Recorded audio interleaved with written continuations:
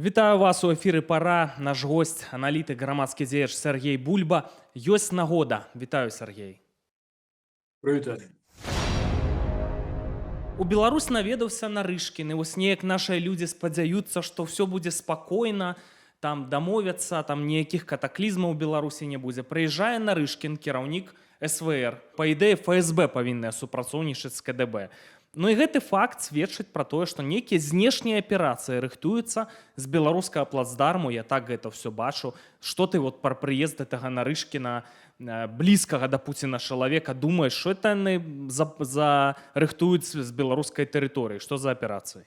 Ну, мне такое ўражанне, што Нарышкін як куратар выступае на сённяшні дзень беларускага накірунку. Таму што найчасцей якраз публічныя візіты найчасцей здзяйсняе ён. Разумееш, сам Путін падобна, што не хоча асабліва камунікаваць з Лукашэнкам, а пасылаць прэм'ер-міністра, дык Лукашенко пачне грошы цыганіць. Таму прысылаю такого чалавека, які быццам у пагонах, але ж пры гэтым, не скажаш, што несур'ёзны чалавек. Да. А сапраўды варта звязваць у адзін ланцужок некалькі падзеяў. Крайні заезд Лукашенко ў Маскву закончыўся тым, што яму далі зразумець, што абсалютна не вітаюць ягонае самапераназначэнне, таму што Масква ад яго чакала ўжо пераемніка, а Лукашенко ўсё ж такі не рызыкнуў адпускаць Беларусь з ручного кіравання, што называецца. А Масква незадаволеная, Масква ўжо месяцаў 8 не выдзяляе крэдыт на імпартазамяшчэнне так званае, якое Лукашенко выцыганіў 1,5 мільярды. Вяртаючыся да прыезда Нарышкіна, я б звярнуў увагу на той аспект, што за тыдзень перад гэтым Лукашенко падпісаў чарговы дэкрэт па ідэалогіі. Што звяртае на сябе ўвагу, в гэтым дэкрэце абсалютна няма нічога пра саюзную дзяржаву і пра Еўразійскі саюз наш слаўны. То бок нейкія змены адбываюцца, відаць, усё ж такі до Лукашэнкі дайшло, што яго столькі гадоў гадавалі не таму, што яго любяць і таму, што ён такі паважны дзядзька, а ўсё ж такі таму, што парсючка, калі за вушкам чухаюць, это не гаворыць пра тое, што яго не з'ядуюць, а Лукашенко вырашыў, што яго проста гадуюць, таму што ён такі славны. Но я больш скажу, у нас выйшла гутарка з Зяноном Пазняком у межах праграмы «Карані праблемаў» на Белсаце. Я так разумею, Лукашенко глядзеў эту перадачу і загаварыў пра Зянона Станіславовича, што мой друг Зянон нават мяне не крытыкуе, штосьці там пра нацыяналізм загаварыў, што, маўляў, вы не думаеце, я тут... І мова, да, рускую мы не чапаем, мова, все, дбаем пра сваё, все нормально, Зянон Станіславович хороший і так далей. То бок, штосьці там нейкі паварот ёсць. Плюс да гэтага па Бондараву там на месца нібыта паставілі, суткі далі. Штосьці нейкі там паварот ці баланс ад Лукашэнкі, нейкія тэндэнцыі назіраюцца.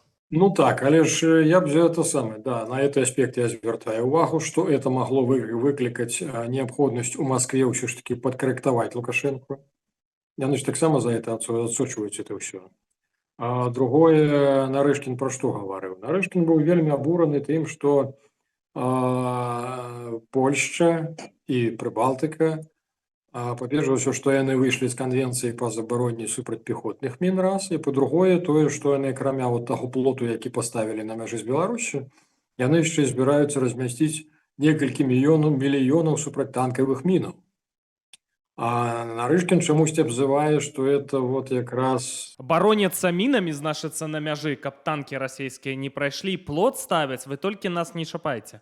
Агрэсію праяўляюць, агрэсіўная палітыка. Не яны Марыуполь знішчылі, кучу гарадоў, забілі некалькі соцень тысяч людзей, а это негадзяі, палякі і краіны Прыбалтыкі, як ён гаворыць. Да, збіраюцца бараніцца. Мы хочам прайсці іх ратаваць, а яны збіраюцца ад нас бараніцца, это ёсць агрэсія. Да, і ківалы Лукашэнкі з прэс-службы стаяць, галовамі ківаюць. Мне цікава, калі стане горача, і калі Расія супраць Лукашэнкі все-таки вырашыць нейкія аперацыі праводзіць, як сябе гэтыя прыхлябальнікі паводзіць будуць, за каго яны выступяць? Глядзі, ў працяг думкі ўсё ж таки падобна, што Расія прынамсі стараецца трымаць Лукашэнку пастаянна інфармацыйнай нейкую бурбалку вокруг яго стварылі. Прычым это ўжо некалькі гадоў яны ўтрымліваюць эту бурбалку, што, маўляў, Захад збіраецца напасці. То у яго Польша там лязгае гусеніцамі, то это Гродно хочуць у яго забраць, то у Украіны Львов хочуць забраць, то ён гатовы украінцам дапамагаць Львов адбіваць. Ну. А далей глядзі, я б сюды ж вот это ж ланцужок паставіў ўсё ж такі прызначэнне Караева на Гродненскую вобласць. А Гродненская вобласць, мы узгадываем, это той самы Сувалскі калідор. Тыя самыя Сувалкі, да. Ну, Караев же чалавек Лукашэнкі, нібыта. А я не думаю, что это Лукашенкова ідэя наконт размяшчэння запрашэння ў Беларусь 150 тысяч пакистанцаў. То бок, мне падаецца, это ўсё ж таки працяг той самай вот спецаперацыі по разгойдванню Еўропы менавіта хваляй нелегальнай міграцыі. І мы разумеем, што пад это 150 тысяч пакистанцаў дастаткова будзе нескладана, скажем так, 5 тысяч уключыць якіх-небудзь баевікоў з суседніх краін, якія заедуць і якія будуць прарывацца якраз ужо туды на Еўропу. І нягледзячы на тое, што Польшча і плот паставіла, мы бачым, што зараз нелегалы вядуць сябе дастаткова агрэсіўна. Часам палякі ловяць на тым, што беларускія сілавікі ў форме настолькі натхняюцца ў роль уваходзяць, што пачынаюць дапамагаць ім там закідваць палякаў чымсьці. Памежны спецназ сам выглядае. Да. Другое дзіўна, калі яны это самае запускаюць групу, якія прыходзяць ужо з балгаркай, адпіліваюць это самае кавалак этого плота, пролазяць, беларусы ўсё это здымаюць на відэо і адыходзяць назад. То бок такое ўражанне, што ўсё ж таки нешта на гэтым накірунку рыхтуецца.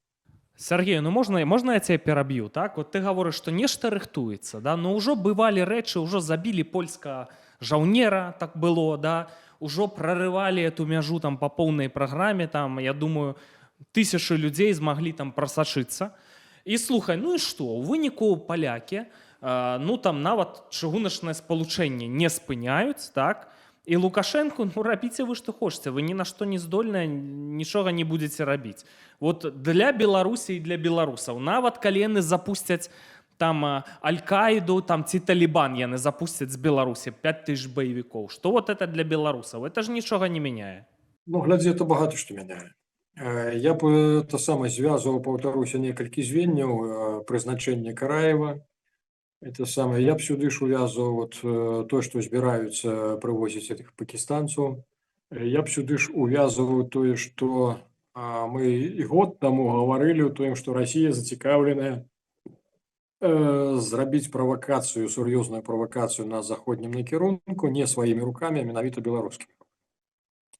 Але ж год таму мы яшчэ сумняваліся, ці прыменіць НАТО, ці ўвядзе НАТО 5-й протакол. А за гэты год, у прынцыпе, флёр этой 5-го артыкула, ён канчаткова ўжо развеяўся, што называецца. Ужо ўсё, такія размовы вядуцца, што ніякага НАТО не існуе, што трэба не ўкраіне да НАТО далучацца, прасіцца, а НАТО будзе ва ўкраіну прасіцца хутка. Вот такая апынулася сітуацыя. Менавіта. Я недавно гаварыў з адным высокім афіцэрам украінскім, ён прыводзіць это самае, такую логіку. Кажа, глядзі, калі мы расходуем снарядаў 155-го калібра, штодзённа у нас норма каля 10 тысяч. А Расія дазваляе сабе за дзень 40 тысяч скарыстоўваць. То бок яны збіраюць то бок са сваіх складоў, што заставалася, карэйцы дапамагаюць са сваім этим сталінскім кімынаўскім этим рэжымам, калі там 24/7. Это самае. А кажа, калі падлічылі, то ў немцаў этих снарядаў хопіць на 3 тыдні, а ў французаў увогуле на тыдзень. То бок на сённяшні дзень усе разумеюць, што Прыбалтыка фактычна застаецца безабароннай.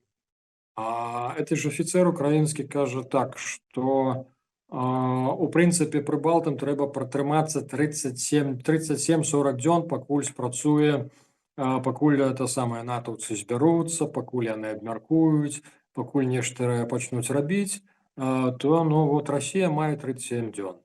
Але ж рэальна яны гавораць пра тое, што Расіі рэальна ўзяць усю Прыбалтыку ў прынцыпе за 3 дні. Вучэнні Захад 2025 адбудуцца, я так разумею, што ў верасні яны ўжо могуць пачацца, так?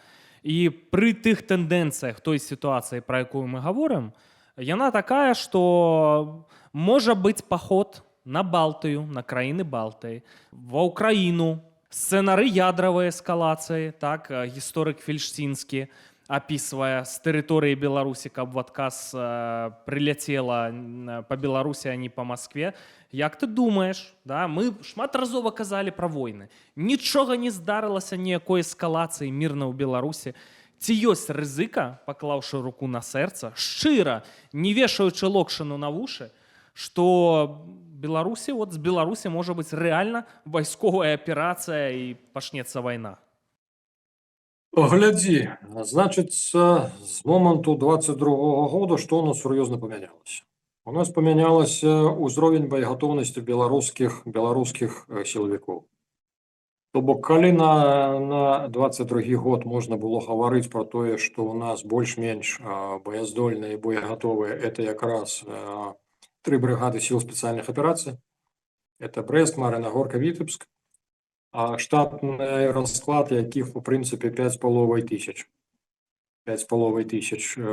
Ну, і недзе траціна з гэтых службоўцаў, яна лічыла, што яны настолькі прафесійныя, што яны гатовы да вайны, любой вайны. Ну, але ж на той момант русакі заявлялі, што типа братушкі, спакойна, спецаперацыя по плану, ваша дапамога не трэба.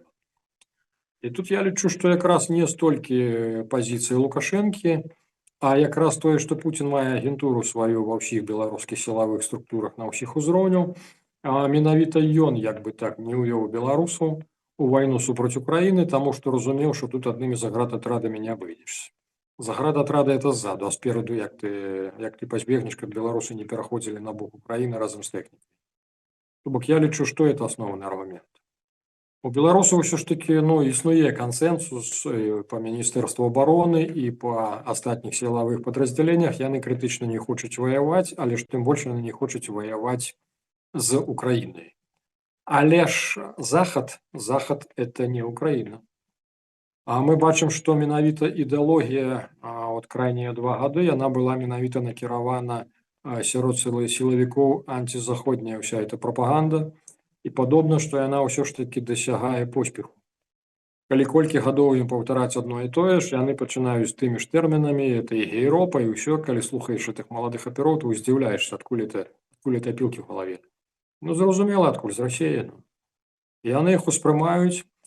То от глядзі, я бы падсумаваўшы сілы спецыяльных аперацый, карпенкоўскія атрады, а потым нават тыя ж мехбрыгады 120-е. Дарэчы, я не ведаю то самае. Сынок Вальфовіча некаторы час быў выконваў зараз абавязкі камандзіра 120-й. Які Вальфовіч калісьці? Яны давялі колькасць боегатовых, тых, хто прынамсі не загіне ў першым баі, яны даводзяць до 30-35 тысяч, я б так ацэню. Разумееш, вот это уже кулак, это уже нормально для заходу на Прыбалтыку. Реально. А уся Прыбалтыка, по-моему, мае параўнальныя сілы ў гэтым плане. Ну і калі ўсё ж такі глядзі, наколькі хвалюецца зараз і Літва хвалюецца, і Латвія, наколькі мы бачым чарговыя забароны беларусам заязджаць і ў Літву. Прычым з літоўцамі, калі гаворыш, то большасць з іх збіраюцца, калі што пачнецца, проста з'ехаць у Еўропу. Это, на жаль, это не дзіва, такая ж ситуация, в принципе.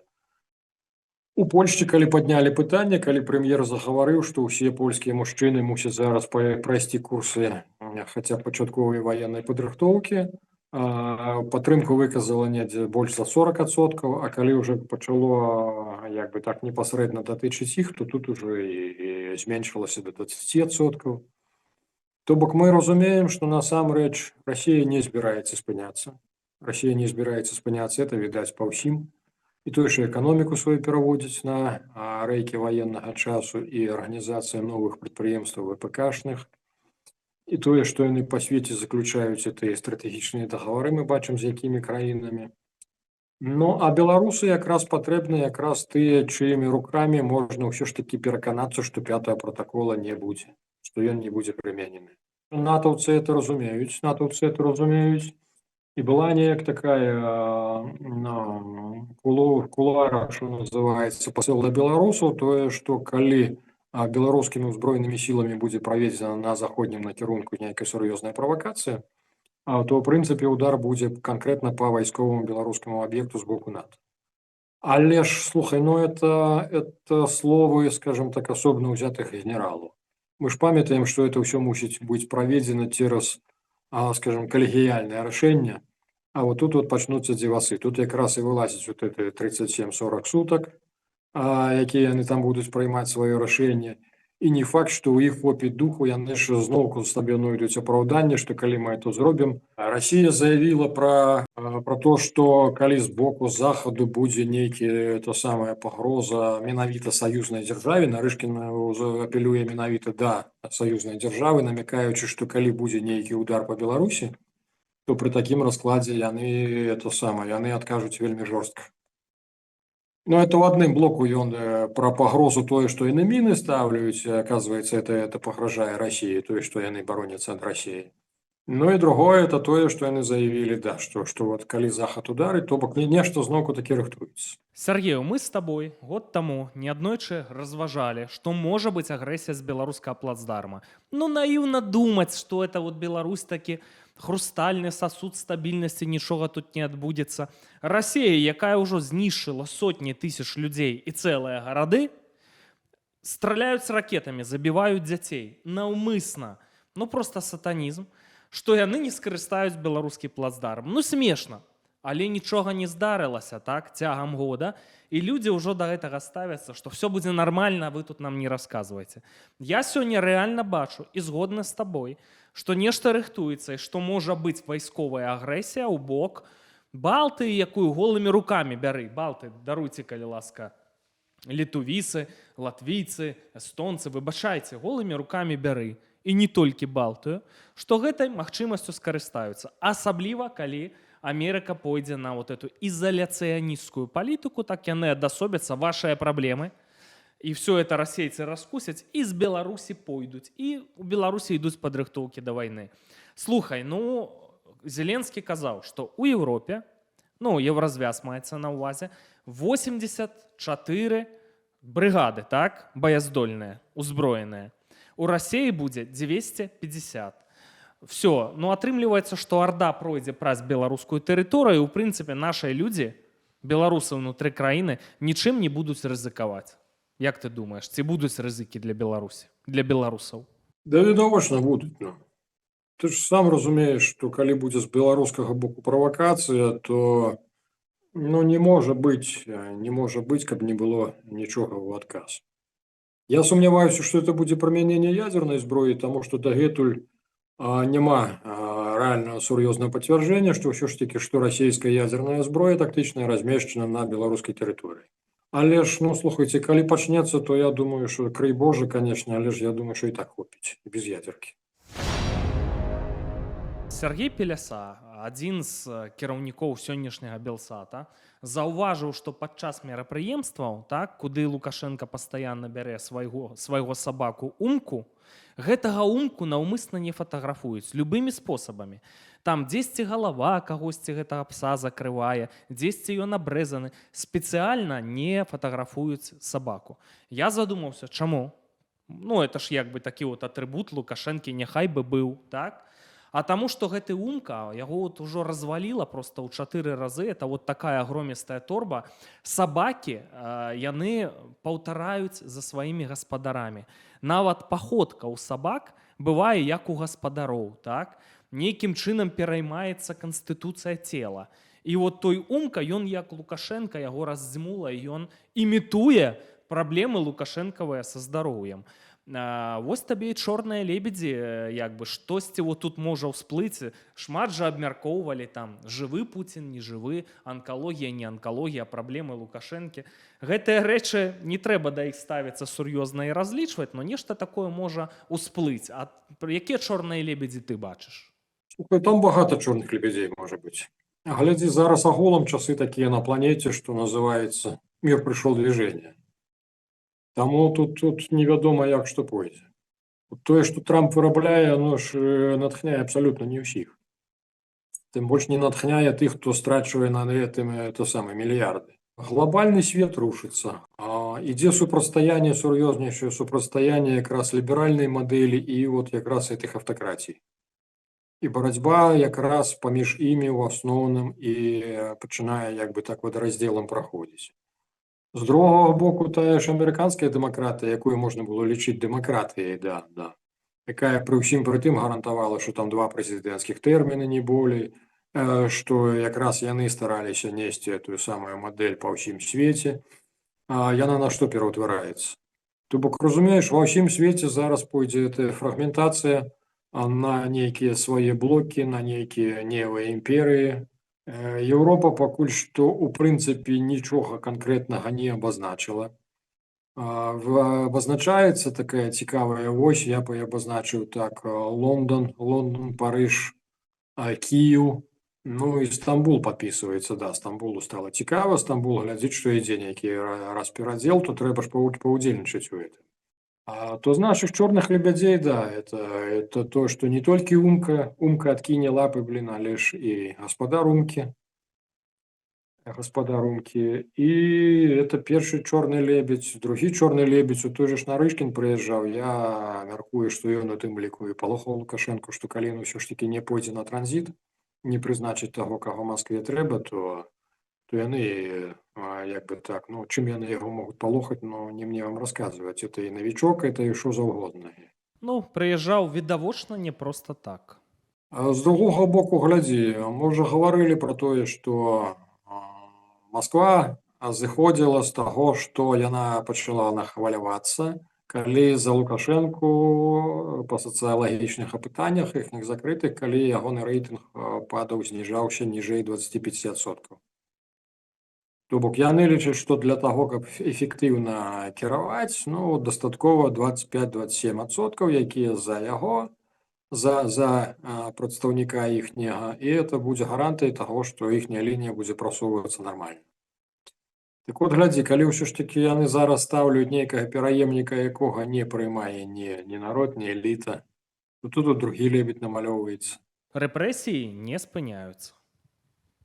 Рэпрэсіі не спыняюцца. Такое ўражанне, што сапраўды яны рыхтуюць, каб наступнае пакаленне это якое ўжо падыме сваю рэвалюцыю, каб яно разумела, што трэба выходзіць ужо не з кветачкамі адразу. І яны падобна дасягаюць этого. Так што вот табе другі чорны лебедь лакальны. Акрамя міжнародных лебедзей, да, буйнога калібру, то вот свае мясцовыя. Сяргей учора гутарыў з генералам Ягуном, это экс-намеснік кіраўніка СБУ Украіны. Ты яго ведаеш, і ён сказаў, што у іх там ёсць інфармацыя, ён зараз уцягнуты ў вайсковыя працэсы ва ўкраіне. Ёсць інфармацыя, што КДБ, ну, спецслужбы Лукашэнкі і Пуціна праводзяць сумесныя аперацыі за мяжой. Што вот такое ёсць. І вось тут, вось, калі ласка, вам кейс Мельнікавай і не толькі Мельнікавай. Ты там як сябе адчуваеш? Не баішся, што і па табе правядуць нейкія аперацыі з улікам, што ты набіраў мільёны праглядаў на пэўных рэсурсах? Называецца беражона, Бог беражэна. Я ўжо 2 разы это меў клінічную смерць, і калі там не прыймаюць, то значыцца мне трошку іншае, як казаў Караткевіч Планіда. Магчыма, я ідэалізую трошку сітуацыю, але ж мне падаецца, што якраз калі пачнуць зараз русакі моцна ціснуць на Лукашэнку, прымушаючы яго канчаткова здаць краіну ў Расію, ну вот, глядзі, 2 аспекты. Калі была справа крымінальнага пераследу Белага легіёна, то тут якраз у прынцыпе несвядома сваю ролю сыграў якраз і той самы Віктор Ягун.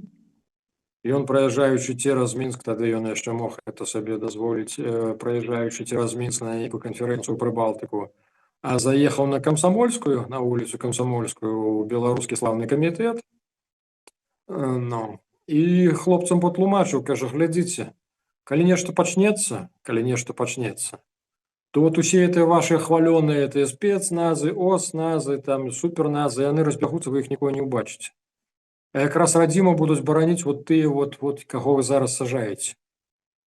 Я не ведаю, наколькі гэтыя словы Ягуна паўплывалі на беларускіх камітэтчыкаў, але ж мы бачым, што неўзабаве, у прынцыпе, крымінальны пераслед быў завершаны, і я б сказаў, на той момант на нашых нават пагаворваючы менавіта Віктор Лукашенко ўзяў апеку, каб нашых асабліва не пазвальнялі, таму што яны сабе накідалі такі план, што калі Масква будзе арганізоўваць якую-небудзь Віцебскую народную ці Магілёўскую народную рэспубліку, то якраз яны тут знойдуць прымяненне якраз вот такім вот, як мы.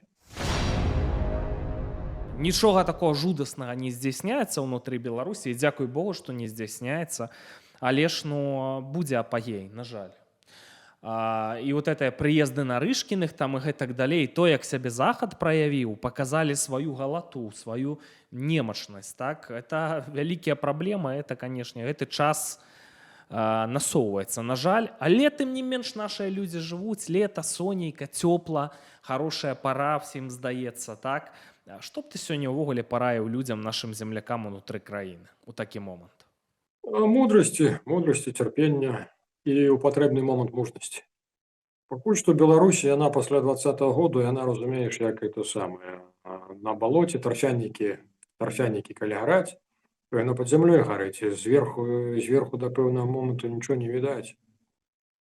Але ж ну усе разумеюць, пры ўсім пры тым, да, і сілавікі выконваюць, але ж і нават сілавікі разумеюць. Яны ж гавораць, што калі мы спынім гэты махавік рэпрэсій, то это ж пачнуць зноўку супраць нас работаць. То бок яны разумеюць, што ніхто нікуды не дзеўся. Да, багата народу яны выціснулі, багата пасіянарнага народу выціснулі, але ж багата народу і засталося. І вот тут я падняў усё ж такі, да, я не першы раз уздымаю пытанне, але ж ну, у тым ліку дыскусійнае пытанне.